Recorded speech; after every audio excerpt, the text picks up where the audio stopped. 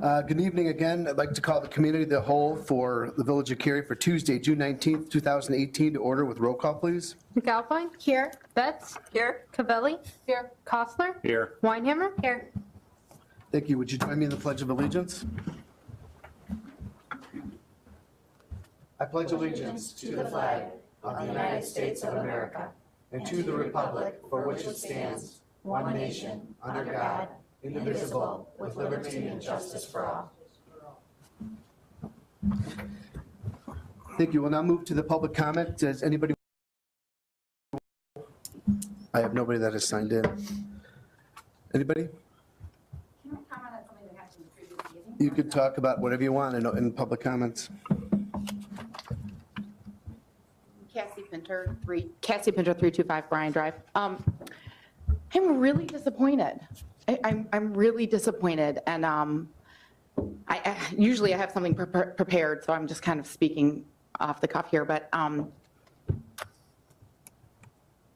it looks to me as if you don't trust the village attorney that you just hired. You didn't trust the previous one, so we just got a new attorney, and now you're saying it clearly you don't trust the village attorney that you just hired. You were concerned about not being able to do your own research, so because you couldn't Google a name, you just turned down $60,000 to improve a signage in our village.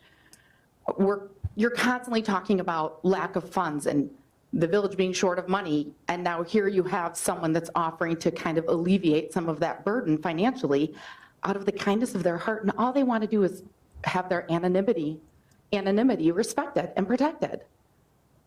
And because you couldn't Google a name, and because you don't trust your attorney, you say no. Shame on you. I'm embarrassed. This poor couple, I don't know who they are. This poor couple wanted to do something kind, and now we're going to hand them back their check. If you knew the name, what would you do with it? Why would they don't want to thank you? When I want to know somebody's name, it's because I want to say thank you for your kindness, thank you for your generosity. They don't want to thank you. They wanted to do it anonymously. I'm just so disappointed and so ashamed and so embarrassed.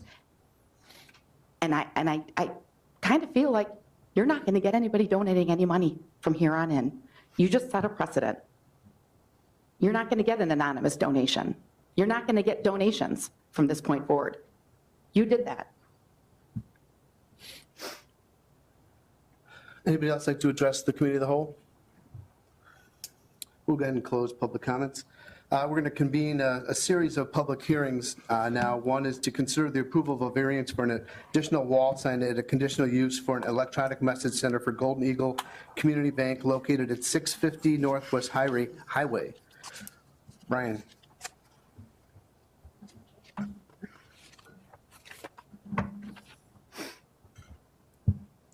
Thank you, Mayor. The request this evening is for related to the Golden Eagle Community Bank, which is currently renovating the former KFC building at 650 Northwest Highway in the Cary Square Shopping Center. The request this evening, they're seeking approval for a variation for an additional wall sign in the building. By code, they're allowed one wall sign which faces the adjacent roadway, Route 14.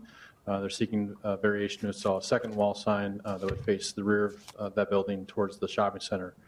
The second request is a conditional use for an electronic message center on their permitted monument sign. This slide shows the two wall signs that are proposed in the building. One would again face Northwest Highway, which would be the image on the left of this slide. The second would be on the rear of the building that would face towards the shopping center to the south.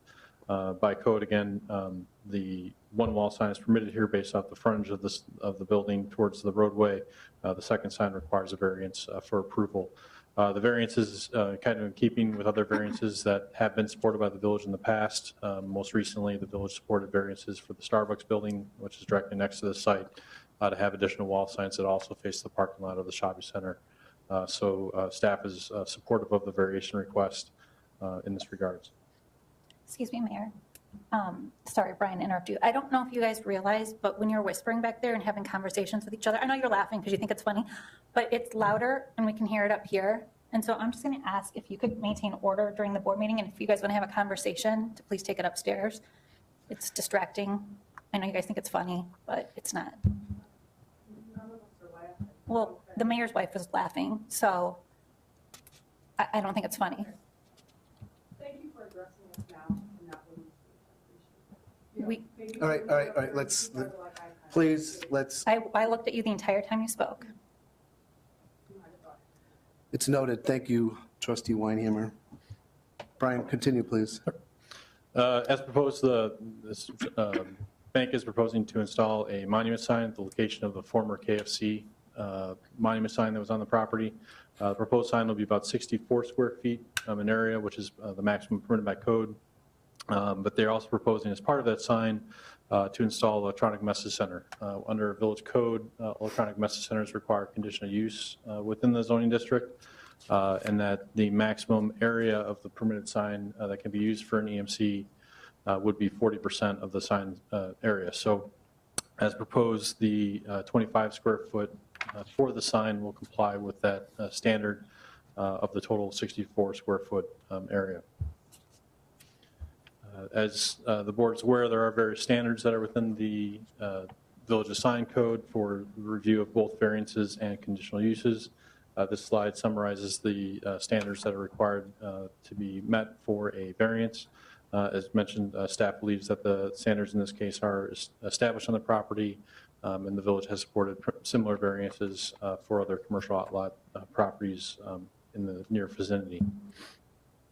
Likewise, there are standards for conditional uses, which would apply towards the electronic message center in this case. Again, staff believes that the proposed sign complies with these standards that are found in the village's sign ordinance and are similar to other signs, electronic message centers that have been installed within the village along the Northwest Highway corridor. Should the committee of the whole determine that the signs comply with both the conditional use and variance standards, staff would recommend in the case, in this subject case, that they recommend approval of the following motion: approval of variance for an additional wall sign and a conditional use for an electronic message center for the Golden Eagle Community Bank located at 650 Northwest Highway, subject to conditions that are listed in the staff report. I'd be more than happy to answer any more questions you may have regarding the request, and I believe the petitioner may be here as well to answer additional questions. Is there anybody here that from the public would like to discuss this? Anybody want to provide testimony for this particular item? Okay, is there any questions for the petitioner? Is this a pretty accurate, the picture that we have that kind of shows it, how big it'll be? Does that seem pretty accurate? Yeah, from a scale standpoint, I don't know, compared to the bush, as if the height is accurate, but from a dimensional standpoint, what was submitted complies with code as far as maximum height and square footage area for the sign. And the golden portion at the top of the sign would be where the electronic message center would be situated. Anybody else have any questions? And the overall height, Brian's 10 feet, is that correct? Correct. Brian, I have a question. As it relates to the electronic message board, as you're aware, we had an issue with electronic signs a couple years ago in the village as it pertained to billboards. So is this message sign under a different part of the code? The electronic message center portion of the sign is a specific section that speaks towards how portions of monument signs that can be utilized for those. The billboard signs, they were proposed under a different section of the code, regulates the placement of billboards in the community. And also those were proposed to be the entire sign. So this, from a monument sign perspective, you can have a portion of a monument sign have an electronic message center component to specifically billboards. So there's different regulations that regulate that type of sign. So the regulation of the electronic message board, as far as brightness and things like that, I know it says there's an auto dimming function and all that that's required. But there were objections from some board members back then about the proposed billboards, about the brightness and things like that. And is this going to be like LEDs, or is it actually like a TV screen? It was LEDs as proposed. Yeah. So I think back at that time, there was pushback as far as the example was Grover's in Fox River Grove and how bright that sign was. So this would be guaranteed to be less than that. Yeah, there's different provisions as far as the technology that's out there. Just speaking with the Grover's example, they generally utilize a white background. And in the evening, it might not have a dimmer on it so that that sign appears very bright after sunset. The provision in here would require that to be dimmed down as ambient levels, light levels were to decrease. So during the daytime, you need to have a brighter, nit is the measurement that is produced by the sign so that it can be seen over sunlight. So during the day, it should have a brighter luminosity to it so that you can visibly see the sign. And at night, you don't need as strong of a intensity of light so that it should dim down after that time period. So the provision would allow it so that when sunset occurs, that the sign won't be as bright. And that's one of the conditions here that staff's recommending, is that there be an automatic dimming mechanism on the Right. sign. Right, like I said, yeah. Yep. Okay. Yeah, I just wanted to point that out for the board because there may be a future request for another electronic billboard, and if that happens, we need to take all these into account as far as the future and what's happening with signage, and whether it is or isn't a, something that makes our village look worse or better. So that may happen, and I just want to make everybody aware of that. I think billboards and message centers are apples and oranges. Billboards are completely different. They're covered by a completely different thing. And the message centers that are up right now we have several of our dental offices have these. They're very much the same, I think. So they're kind of discreet. One of my questions as well is the square footage larger than the former KFC sign? I don't believe so. I believe it is compliant with what was there prior. Is there any other questions regarding this? The question I have, so how close is this to the other sign with the Dolce sign, all those signs that we've been discussing? That's another monument sign that's fairly large in that area. Yeah, from a property standpoint, each individual property can have its own monument sign on the Okay. property. So from a separation standpoint, you have the Dolce Feinberg Drive monument sign, and then Starbucks has a monument sign there that also provides visibility for the shopping center directly in the corner. In this location, this sign would be the next sign over, which was, again, previously there for KFC. And then the next sign you would have would be the Taco Bell facility. So each property, since they do have frontage, can have a monument sign by right under our code. And then they're limited. Generally, the maximum square footage you can have is 72 square feet.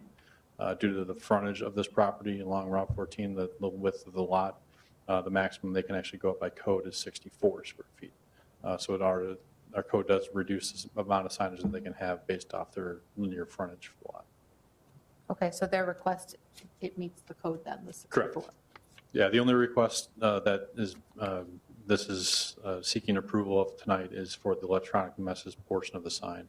But by right, they can go up to the height that they're proposing and also the square footage they're proposing on the sign and just pull a permit for that. But the EMC portion of the sign requires additional approvals. So if they didn't get the conditional use approval, then they could still have a sign that size, but without the electronic messaging. Correct. Any other questions on this? There's two things that if there's a consensus to do this, there are two different asks, one for the wall sign for the back of the building and one for the electronic sign. Would both of these be acceptable to put on the next consent agenda. We know that trustee Kraus is in favor of both of these. And then just to reconfirm what you had said, the electronic message portion of it is similar to what the other banks have. It's not going to be brighter. Nope, it's just, it's not, no, it's just going to be like the what they call it, Auburn or something, those lights that are on there. It's not bright, it's just like, it conforms with all the other signs that the village has approved so far. It's not a color like the one that we approved over at Cambridge. Is everybody okay with that then? Yes. Okay, then, okay, get your, both of your signs will be on the next consent agenda on July 17th. We'll go ahead and close the public hearing for 650 Northwest Highway. Moving to our next public hearing for consider approval of a variance to allow a fence within an exterior side yard for the property located at 503 West Main Street in Curie. Brian? Thank you, Mayor. The request this evening, as mentioned, is a request for a fence setback variation in the exterior side yard for the subject property. The property is at the intersection or southwest corner of the intersection of Main Street and South School Street, next to the senior center. As proposed, the petitioners are seeking to install a fence in the rear portion of their property, but due to the configuration of their lot, they're seeking to obtain a variance to encroach into the required exterior side yard. As under code, a fence needs to comply with the building setback requirements in this district. The R2 district, the required setback is 30 feet. They are proposing to install the fence in the rear of their property and are seeking approval of a setback of 10 feet off of South School Street. The image which you see on the right-hand side of the slide shows the dashed line would be where the fence would be permitted to be installed, which would then, the variance would request a reduction of that to 20 feet, about 10 feet off the property line. Again, this slide shows the location of it. The fence as proposed would be a wood fence, 5 feet in height, and is primarily being requested to provide usable space for the homeowners to have pets and children in the area with a confined play space. Providing the 10-foot setback would also provide adequate sight lines for vehicles leaving their driveway from their detached garage and also the neighbor's property to the south, as well from a visibility standpoint. In the staff report, staff did highlight a few recent variances that have been supported. There are a few properties that are in the immediate area of the site too that have fences that are closer to the property line than the building code, specifically on North School Street, just actually across from the property. Both properties that are on the corner of that intersection have fences that are within 10 feet of the property line in those areas as well. Based off a review of the committee of the whole concurs with the request, staff would recommend that the committee of the whole approve the following motion. Approval of variation to install a 5-foot fence in the exterior side yard with a setback of 10 feet for the property located at 503 West Main Street. Petitioners are also here, can answer any questions you may have, but I'll be happy to answer any additional questions as well. Any questions so far for the petitioner? No. Is there anybody here that would like to offer testimony or public comment regarding 503 West Main Street? Any questions? Okay, as the board, are they in consensus to move this forward to put on the next consent agenda? Yes. Okay. We'll go ahead and close the public hearing for 503 West Main Street.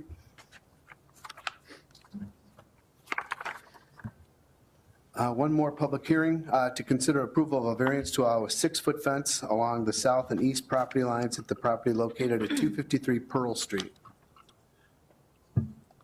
Thank you, Mayor. This request, again, is a final public hearing for the evening, is a request for a 6-foot fence on the subject property at 253 Pearl Street. The property is located just west of the intersection of Pearl and Montana. As proposed, the petitioner is seeking to install a 6-foot wood fence along the interior side and rear property lines of their property, which are depicted on the slide of their east and south property lines. The Primary purpose for the fence along the east property line is the neighbor has a pool which has been constructed in the rear yard of there, which also has a protective fence around the top of the fence, top of the pool. The fence or proposed fence would provide additional screening of that structure in the neighboring yard. And then as they're installing the fence along the rear property line, just want to continue the same height throughout the property. In this case, staff has reviewed other variances that have been supported by the village in the past for 6-foot fences. In general, most of the fences, variations for 6-foot that have been supported have been in exterior side yards that front on roadways. But there were a few instances, as highlighted in the staff report, where a 6-foot fence has been supported for an interior lot, such as this.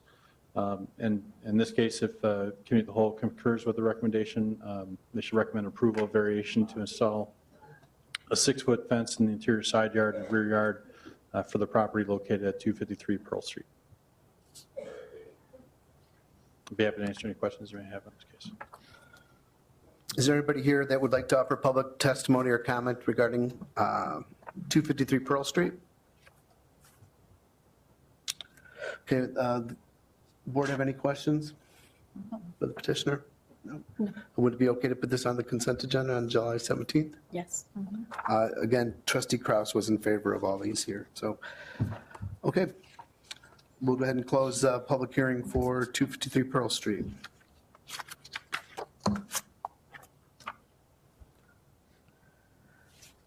Moving to consider an approval for an application for outdoor seating at a food and drink establishments that serve alcohol, Happy's Incorporated at 50 Crystal Street. Thank you, Mayor. The request this evening is for the Happy's General Store and Bar that's downtown.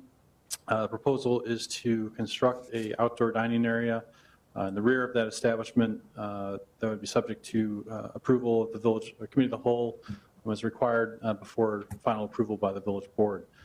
This slide kind of summarizes some of the requirements that are within our code as far as the operation of an outdoor dining area. Specifically, outdoor seating area shall not consume any required parking spaces, establishes the hours of operation for the area, confining music and lighting to the area so that it wouldn't cause impacts on adjacent property, and that a physical barrier shall be used to cordon off the seating area. As indicated in the staff report, in this subject case, the outdoor dining area has actually currently been constructed through discussions with the petitioner. Was not aware at the time that approvals were required, but is more than happy to go through the process to obtain the approvals. The slide here kind of shows what the improvements are in the area.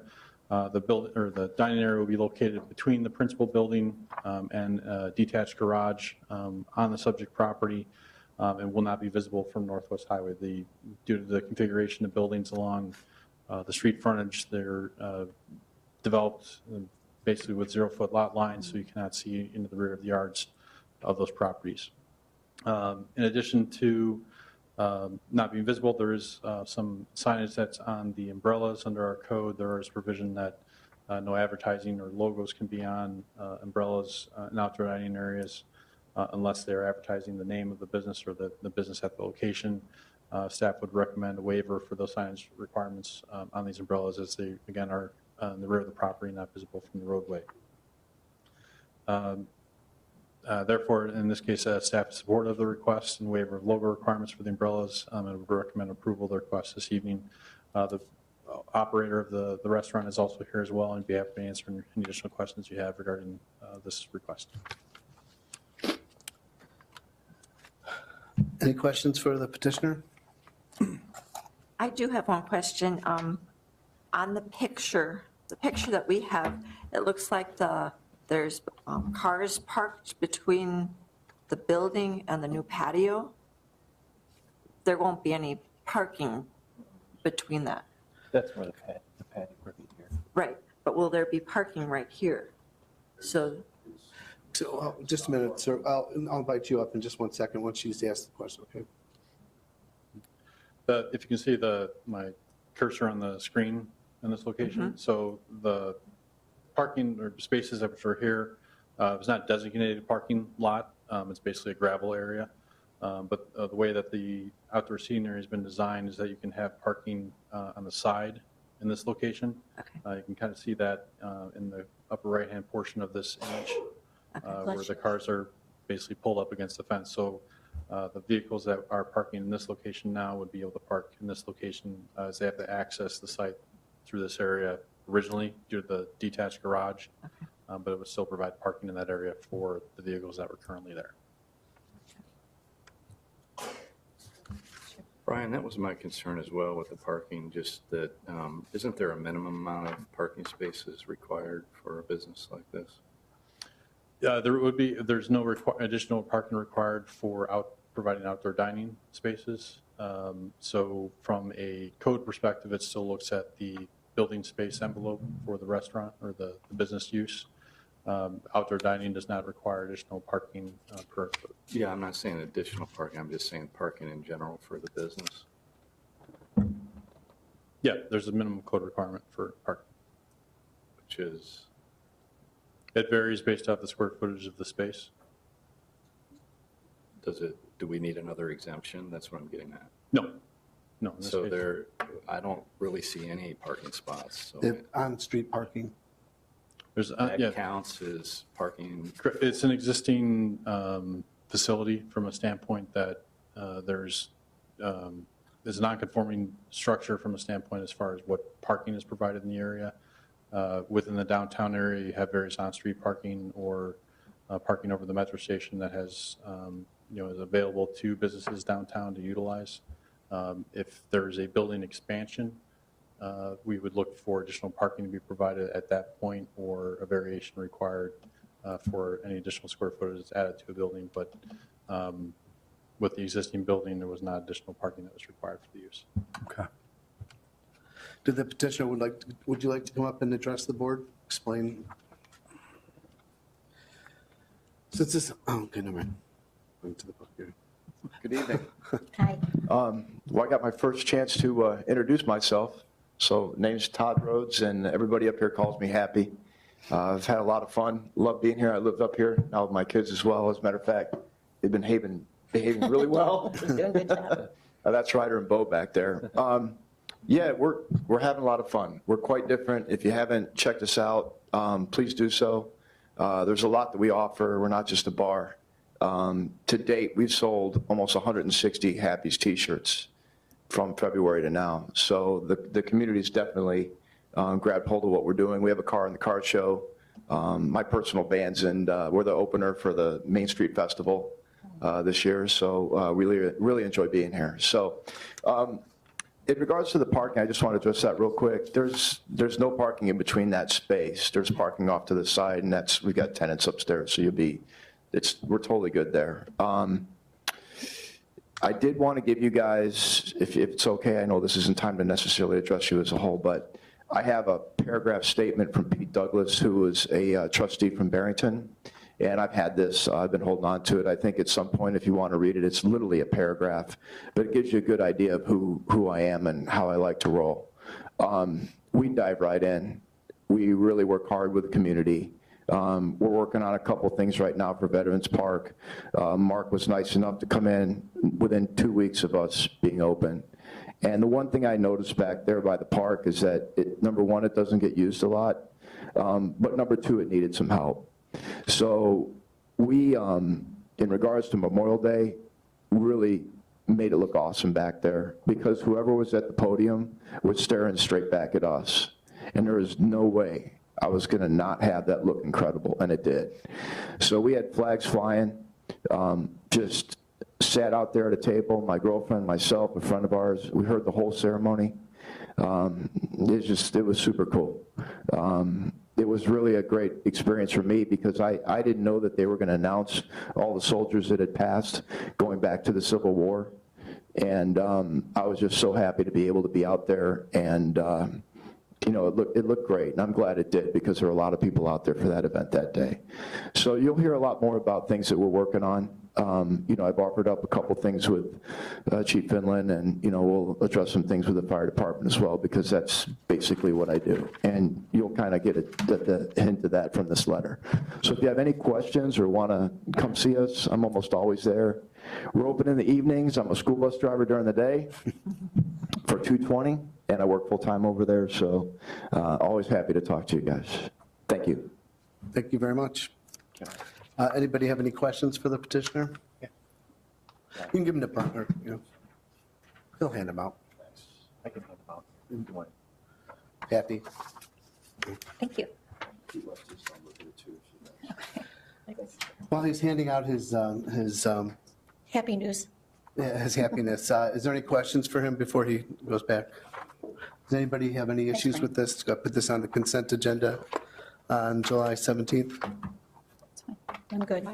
You good? Again, trustee Kraus was in support of this as well. So we'll go ahead and put that on the consent agenda on July 17th. So you'll have your official approval July 17th. Okay?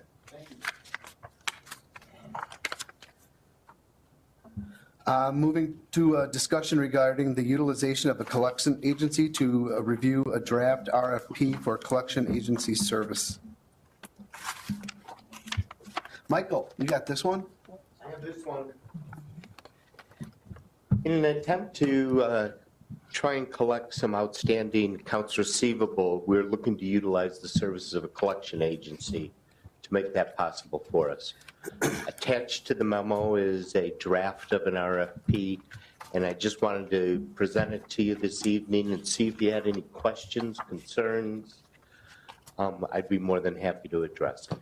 This is something new that we're doing here, and that was kind of the principal reason why we wanted to bring it forward to the village board. Just wanted to make sure you were apprised of it. We could answer any questions before you saw this RFP out on the street.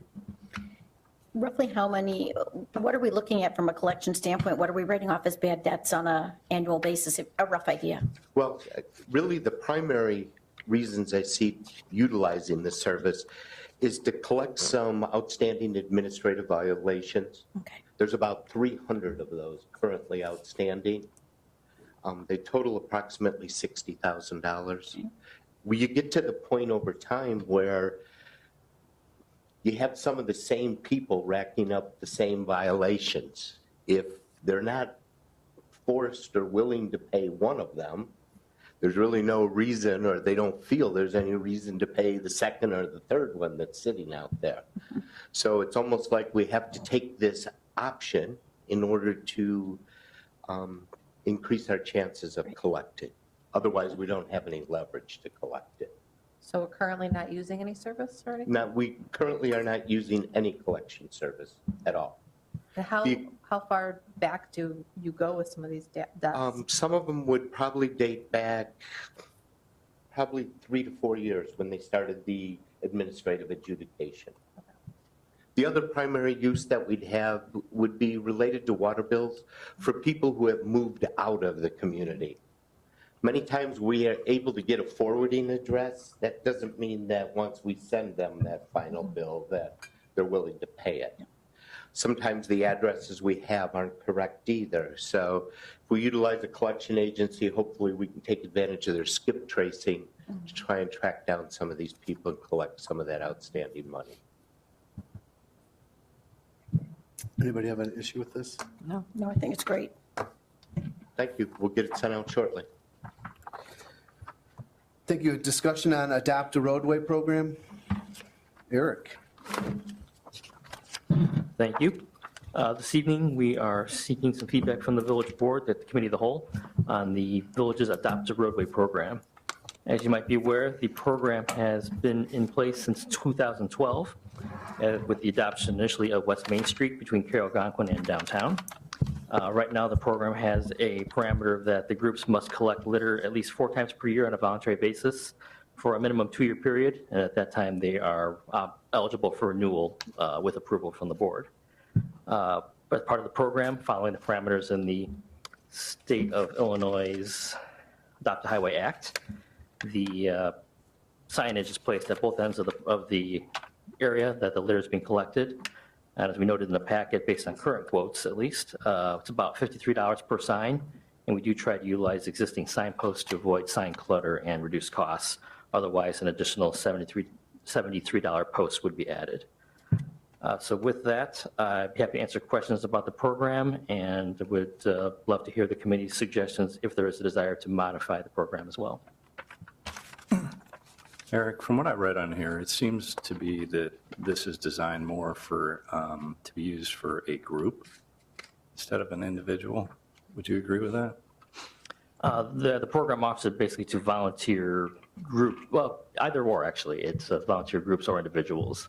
Typically, more times than not, because of the number of people required to cover a half-mile to mile-and-a-half stretch, you're going to need a number of volunteers to make it somewhat efficient. So that's why it's typically something that is utilized by volunteer organizations or companies. And this goes not just for Cary, but statewide. Okay.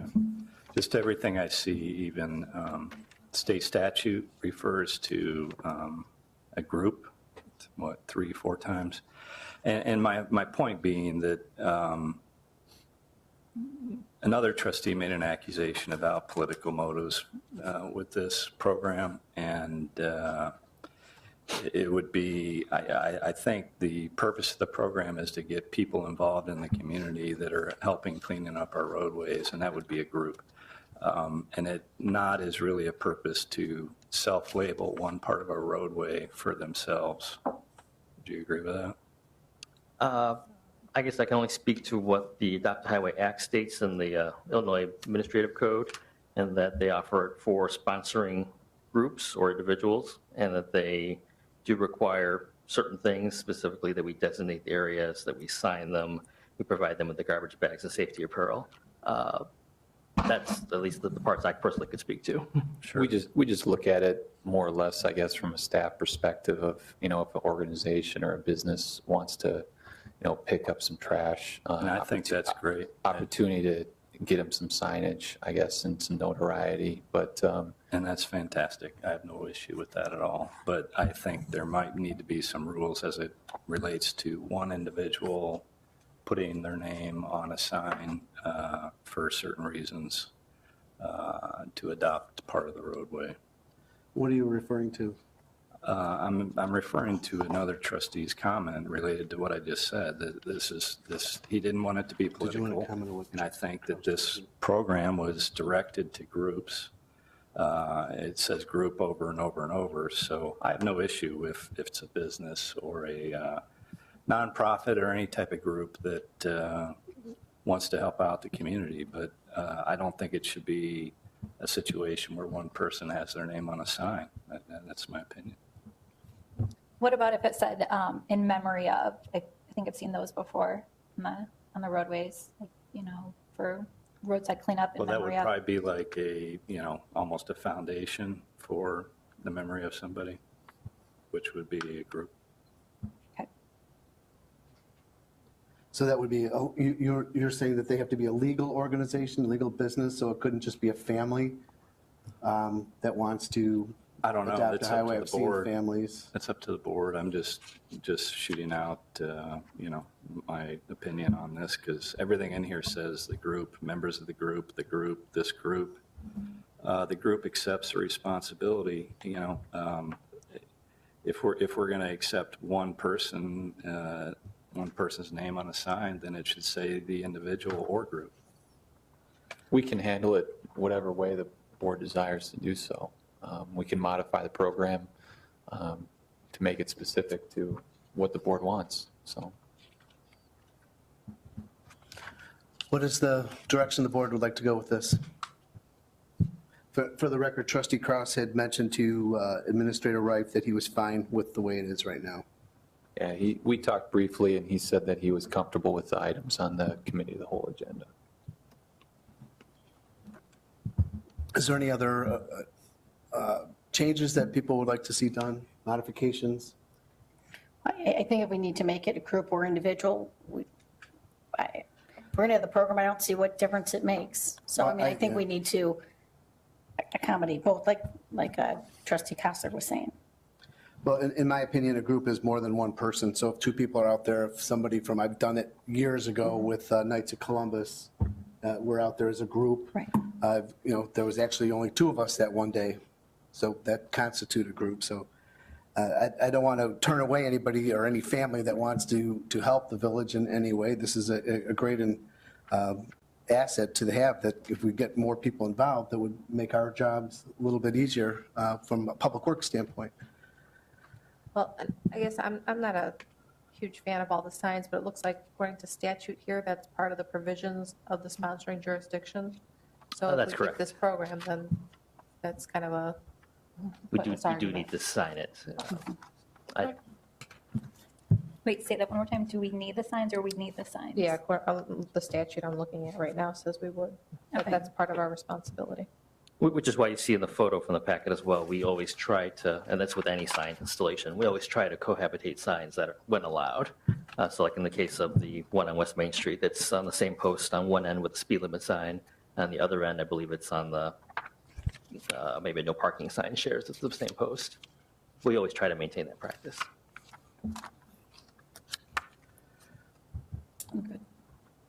So is everybody okay with the way it is right now?